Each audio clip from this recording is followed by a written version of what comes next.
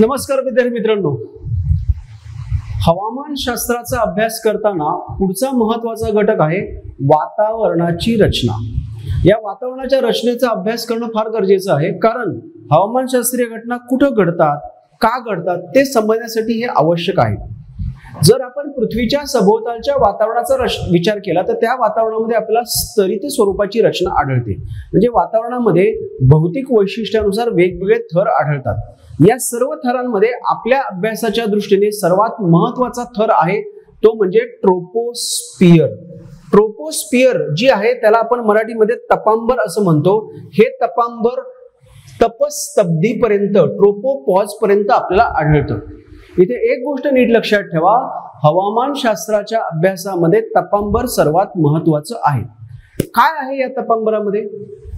तर या तपांबरामध्ये आपल्याला वरील इतर थरांच्या तुलनेत या तपांबरामध्ये पृथ्वीचं गुरुत्वाकर्षण बल सर्वाधिक तीव्रतेने जाणवतं। त्यामुळे वातावरणामध्ये जे काही घटक आहेत जे आपण मागच्या लेक्चरमध्ये पाहिले होते, स्थायू, द्रव, वायू रूप घटक, आपल्याला तपांबरामध्ये सर्वाधिक प्रमाणात गुरुत्वाकर्षण बलामुळे घट्ट धरून ठेवलेले आढळतात। वातावरणातील एकूण स्थायू द्रव घटकांपैकी 95% प्लस म्हणजे जवळपास सगळे स्थायू आणि द्रव तपांबरामध्ये केंद्रित आहेत। वायुरूप घटकांपैकी 75% प्लस घटक आपल्याला तपांबरामध्ये केंद्रित आढळतात। यामुळे काय होतंय तर वातावरणातील घटक सर्वाधिक प्रमाणात तपांबरात केंद्रित असल्यामुळे सर्व प्रकारच्या हवामान शास्त्रीय घटना, वारे वाहनं, मान्सून वारे, जेट प्रवाह, वायू राशींची निर्मिती, आवर्त म्हणजे वादळांची निर्मिती, ढगांची निर्मिती, ढगांपासून पाऊस, हिमवृष्टी, गारांचा पाऊस, या सर्व घटना तपांबरामध्ये होतात। कारण पृथ्वीचं गुरुत्वाकर्षण बल तपांबरात सर्वाधिक जास्त जाणवत असल्यामुळे या तपांबरामध्ये वातावरणाचे बहुतांश घटक केंद्रित आहेत। सो हा झाला तपांबराबाबतचा पहिला महत्त्वाचा मुद्दा। त्याबाबतचा दुसरा महत्त्वाचा मुद्दा लक्षात घ्या, या तपांबराची जी उंची आहे ती उंची, हे तपांबर आपल्याला भूपृष्ठापासून सरासरी 11 किलोमीटर उंचीपर्यंत आढळतं। म्हणजे लक्षात घ्या, जर समजा हे आपलं भूपृष्ठ असेल तर या भूपृष्ठापासून हे तपांबर सरासरी 11 किलोमीटर उंच आहे। सरासरी याचा अर्थ प्रत्येक ठिकाणी तपांबराची उंची वेगवेगळी आहे। तपांबराची उंची सर्वात जास्त आहे विषुववृत्तावर 16 किलोमीटर। विषुववृत्ताकडून ध्रुवाकडे जाताना तपांबराची उंची कमी होत जाते। 45 अंश अक्षवृत्तावर तपांबर आहे 11 किलोमीटर उंचीचं, आणि ध्रुवावर तुम्ही पोहोचलात तर ध्रुवावर तपांबराची उंची सर्वात कमी 8 किलोमीटर आढळते। असं का? ध्रुवावर पृथ्वीचं गुरुत्वाकर्षण बल सर्वात जास्त असल्यामुळे तिथे तपांबराची उंची सर्वात कमी आहे, आणि विषुववृत्तावर पृथ्वीचं गुरुत्वाकर्षण बल सर्वात जास्त आहे, प्लस पृथ्वीच्या परिवलनातून निर्मित केंद्रत्यागी शक्ती विषुववृत्तावर तीव्रतेने कार्य करते। या दोन कारणामुळे विषुववृत्तावर तपांबराची उंची जास्त आहे।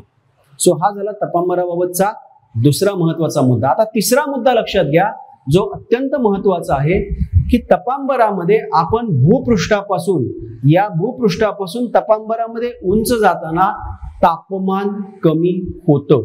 नीट लक्षात घ्या, भूपृष्ठापासून उंच जाताना तपांबरामध्ये तापमान कमी होतं। त्याला आपण म्हणतोय सामान्य तापमान ऱ्हास, नॉर्मल टेम्परेचर लॅप्स। आणि हा जो तापमान ऱ्हास दर आहे तो किती आहे तर 6.5 डिग्री सेल्सिअस पर किलोमीटर। म्हणजे 1 किलोमीटर उंच गेलात 6.5 डिग्री सेल्सिअसने तापमान कमी झालं, किंवा 160 मीटर उंच गेलात 160 मीटर उंच गेलात की 1 डिग्री सेल्सिअसने तापमान कमी होतं। सो हे 3 तपांबराबाबतचे सर्वात महत्त्वाचे मुद्दे आहेत। तपांबरा व्यतिरिक्त जे बाकीचे थर आहेत त्याबद्दल आपण थोडक्यात माहिती घेऊ, पण ते तितके महत्त्वाचे नाहीये।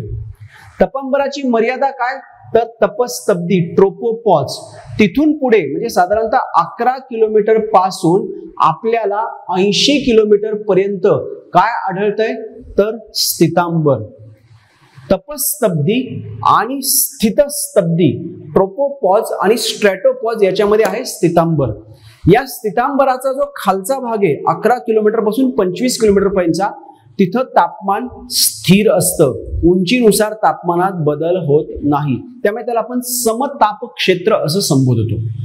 25 किलोमीटर पासून 40 किलोमीटर पर्यंत आपल्याला ओझोन वायूची निर्मिती आणि अस्तित्व आढळतं. त्यामुळे स्थितांबराच्या त्या थराला 25 ते साधारणतः 40 किलोमीटर उंचीच्या थराला आपण ओझोनांबर असं संबोधतो. काय संबोधतोय? ओझोनांबर. बऱ्याचदा त्याला किमोस्फिअर किंवा रसायनावरण असं देखील म्हटलं जातं.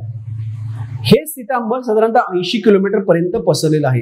80 किलोमीटर पासून आपण वर पाहिलं तर आपल्याला पुढचा महत्वाचा थर दिसतोय आयनांबर किंवा दलांबर. या आयनांबर किंवा दलांबर किंवा आयनोस्फिअर मध्ये आपल्याला मुक्त स्वरूपातील धन आणि ऋण प्रभारित आयन आढळतात.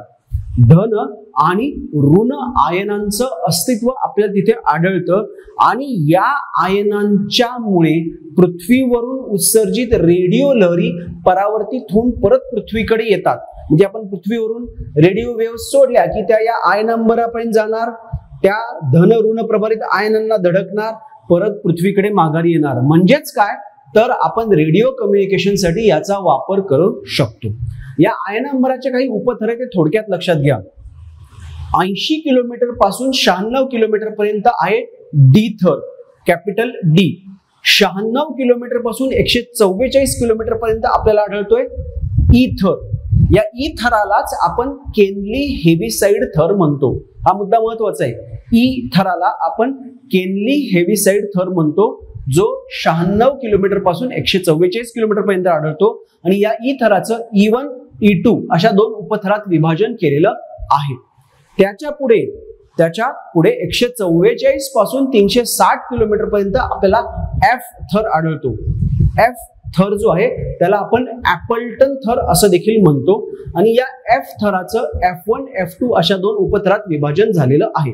सो डी थर, ई थर, एफ थर. त्यापैकी ई चं E1 E2, एफ चं F1 F2. ई ला आपण म्हणतोय केनली हेविसाइड थर, एफ ला आपण म्हणतोय ऍपल्टन थर. हे आयनांबराचे उपभाग आहेत. हे एवढं आपण लक्षात ठेवणं गरजेचं आहे. वातावरणाचा सर्वात बाहेरचा थर जो आहे त्याला आपण एक्झोस्फिअर किंवा बाह्यावरण म्हणतो, की जिथे वातावरण अत्यंत विरळ झालेलं असतं.